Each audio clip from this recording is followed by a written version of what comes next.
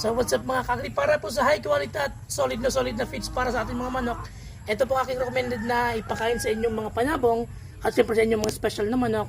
So ito po ay Bimig Power Max. So ito ay Stock Developer Transition Pellet. Ito po ay pinapakain natin pa sa mga manok na 4 hanggang 7 buwan ang edad. So transition pellet, kaya po maliit pa yung kanyang pellet. So ito po ay merong Pro-Win Nutrition.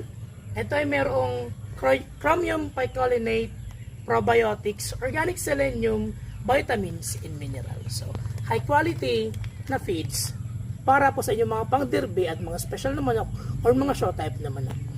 So ayun, yung paggamit po natin dito ay naghahalo po ako ng corn grits. So ito po yung ating corn grits. Ayan. So yung ratio ko po na pagbibigay is 1:1. So sa 1 kilo ng Bimig Power Max na transition pellet, 1 kilo rin ng ating corn grits na pinapakain natin sa ating Maximus line. So para po gumanda yung katawan nila at syempre may energy po sila. So ayan po.